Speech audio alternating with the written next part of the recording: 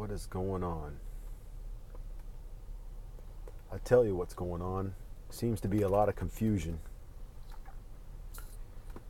And it can be and stay so simple. I hope to clear up a couple of things and get it back to simple.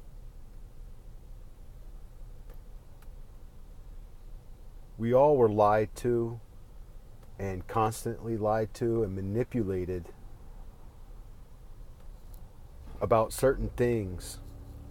And one of those things is, not only your history that you learn in school, but basically the way things work and what you would be doing or what we would have been doing or what we were doing before now. Because now there's indoctrination, worldwide manipulation, and therefore everyone is cubed, meaning their brain, their thoughts, their life is controlled by what they think is actual, real, and factual information. It doesn't work that way because everyone is cubed for the most part. Now, there is more and more people waking up and uncubing themselves, unlocking themselves. Now, when you're unlocked and you're uncubed, things come to you, more easy. And it's like it's a clarification and a clearness as your thoughts become more and more sharp, more crystal clear.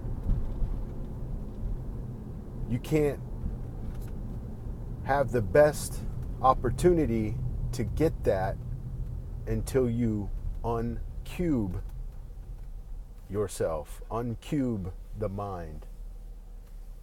Think outside the box. Wordplay. There's a lot of wordplay going on, and that's one of the main things you really pick up on. You step outside the box, their box, the matrix.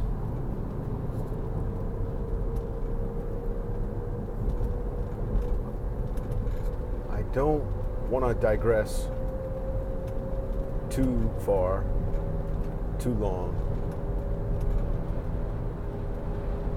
but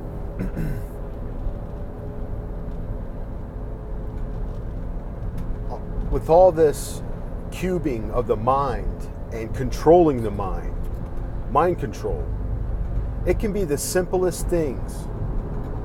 It can be the easiest thing to lie to not just a few people, not just one person, maybe not even your own kids.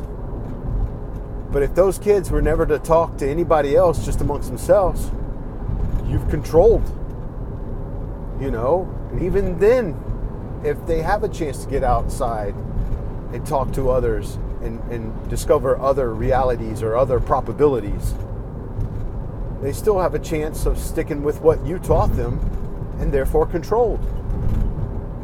So mind control, controlling the mind is very little to almost somewhat seemingly insignificant to very deep, major, very significant mind control.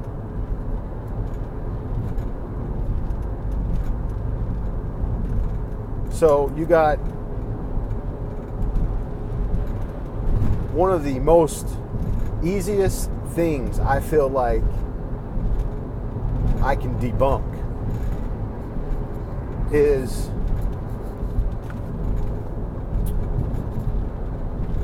farming and non-nomadic civilizations mean, if you can even be nomadic and be a civilization, but nomads, to cruise around from place to place, is what an intelligent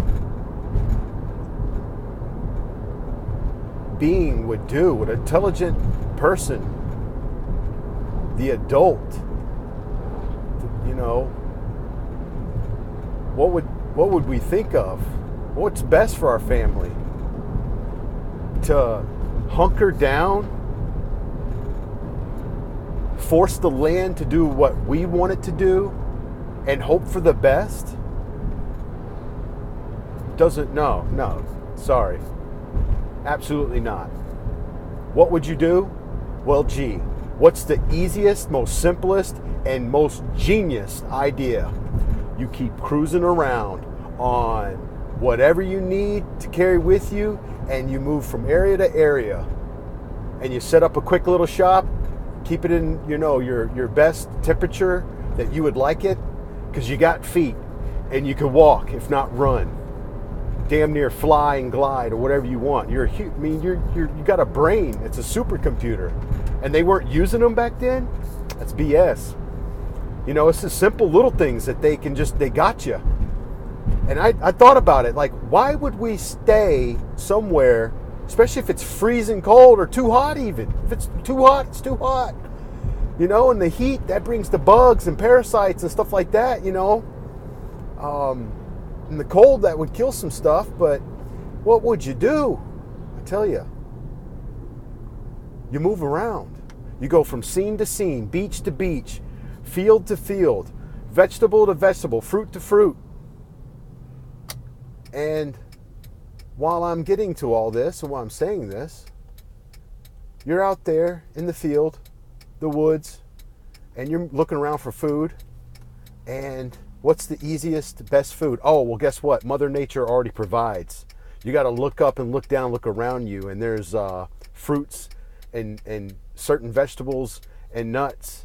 And, that's without killing the main plant, hopefully.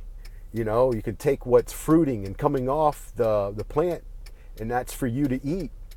And then all the rest of your energy comes from the sun. You sun gaze, so you really wouldn't need much food. And then, water. Well, you would definitely make sure wherever you go has got some water, but you produce your own water as long as you keep hydrated, and then you recycle, baby.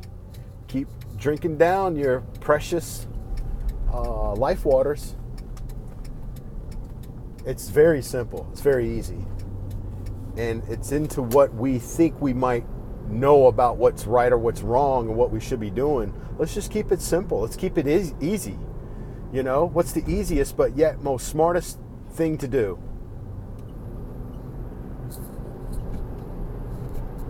Tell me.